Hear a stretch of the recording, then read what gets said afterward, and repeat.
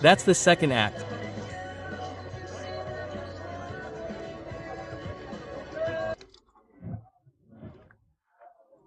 So, some of us met on the 10th, where we organized a mobilization that, well, was quite impressive. So, for a mobilization that didn't come from the union organizations, but in any case, it was linked by a certain number of them and, well, in the landscape, it still allowed for an interesting social return. Not to have a social return for the sake of having a social return, we don't care about that. But in any case, to have a social return in relation to an austerity plan and in relation to a government that wanted to make us pay $44 billion in budgetary crisis. And of these $44 billion, without going into detail, well, everyone was involved, except of course, I'll give you about 1,000, the richest people in this country because the philosophy of the Macron government is always the same. We are always making the same people pay.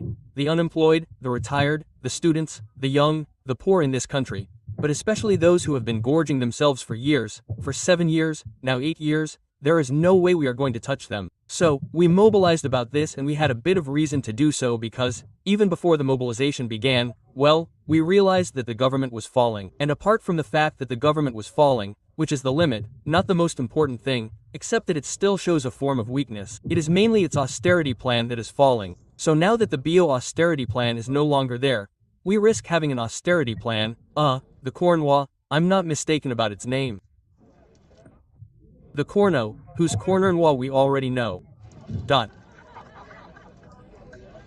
So, we find ourselves in this situation and I wanted to say something. We already know that there are a certain number of elements of his austerity plan that he will no longer put forward because he said so himself, in particular the 2 public holidays that caused a lot of shock. Well, that's already a first step backwards, and I still want to say that. So, everyone says, yeah, but they had already planned for this, we're in the middle of big conspiracy theories. I don't know if they had already planned for this. The only thing I know is that he had planned to make us work for 2 public holidays and that thanks to the mobilization on the 10th, thanks to the demonstrations, thanks to the strikers, thanks to all those who got involved, well, on that point at least, he has already backed down and he didn't back down just for the strikers, he backed down for everyone.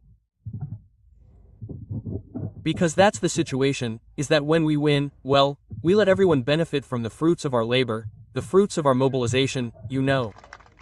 All those who said, no, but it's ridiculous, but we shouldn't demonstrate, but unions are useless and strikes are blah blah blah and the RATP is blah blah blah.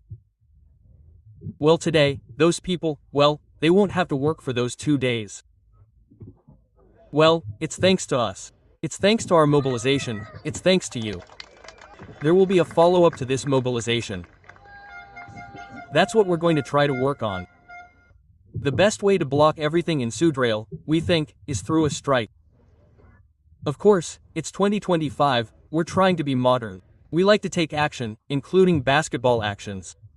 You'll see, we're ready to bring a bit of modernity. We like blockades, we like media actions, we like all that boosts morale, all that. But still, if we want to stop production, block production, which is still very, very expensive for the bosses and the government, well, there's nothing like a good strike. And here, we've demonstrated it, at least at the RATP, where it's true that on the 10th, the mobilization wasn't very well supported. Well, now it's very well supported. We realize that the chaos today when it comes to getting around Paris is the result of the balance of power and the work of the strikers. And that's important. We need to explain that if we want to block everything, we need to go on strike. And I'm saying it over and over again. I know I'm getting old, so I keep saying the same thing. But the best way to go on strike is to go see your colleagues. And you don't have to be an RATP or SNC employee to go on strike. Because if strikes are limited to 2 sectors. So usually he would tell us about the trash cans that rioters burn on the night of the demonstration. There you go. Now they're talking about it 3 days beforehand, you climate changers, to say, don't come to the demonstration. I left this morning and I saw my aunt. My aunt told me, oh, be careful so that people don't come and so that it ends tonight. Well, look, there aren't that many people. And yes, 40% of people in France end up uncovered.